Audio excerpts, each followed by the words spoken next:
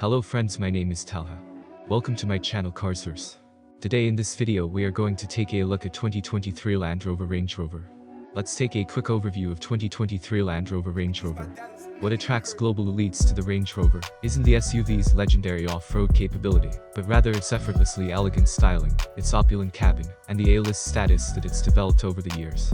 The 2023 model represents the most luxurious Range Rover yet.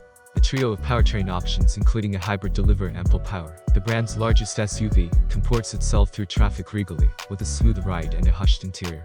Venturing off-road is certainly an option for Range Rover owners. All-wheel drive is standard, and the air suspension can be raised to provide extra ground clearance, although we know the few will actually dare to subject this rolling R-piece to such indignity.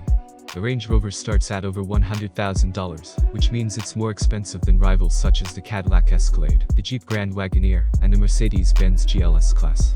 So be it. The Range's reputation, presence, and royal endorsement all help justify its premium price tag. Let's take a look at what's new for 2023. The revamped Range Rover technically debuted for the 2022 model year, but it was confusingly sold alongside the previous generation model, and not all of its variants were available. For 2023, the older model is no more.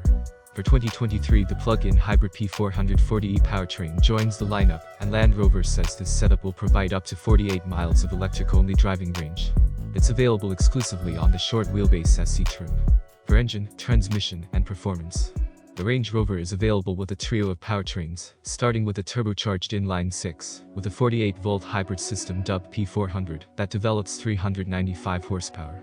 During our initial test drive, it proved to be silky smooth and provided adequate pep to tug the large Range Rover around. The 523 horsepower twin-turbo 4.4-liter V8 engine Land Rover calls the P530 is even perkier and cranks up the Range Rover's towing capacity to 8,200 pounds. At our test track, the P530 hustled the Range Rover to 60 miles per hour in 4.3 seconds. The P400 did it in 5.5 seconds. The 434 horsepower plug-in hybrid option called P440e is also available, but only on the short wheelbase SE trim.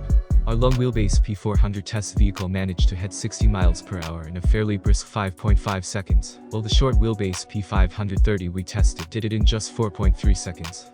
The Range Rover's ride is suitably plush, and, with its adjustable air suspension set to comfort mode, it virtually floats down the road. Turning the dial to dynamic mode firms things up some, but the big Rover still aims for a comfort-first mission.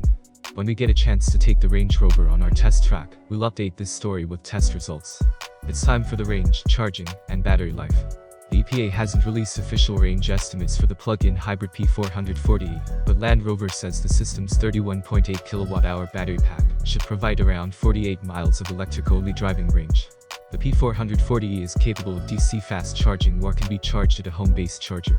For the interior, comfort, and cargo. As with past generations of the Range Rover, this new generation model offers a plush interior decked out with rich leathers and woods, but buyers who want a more sustainable cabin can now opt for a new leather-free option, which subs in wool or other textiles.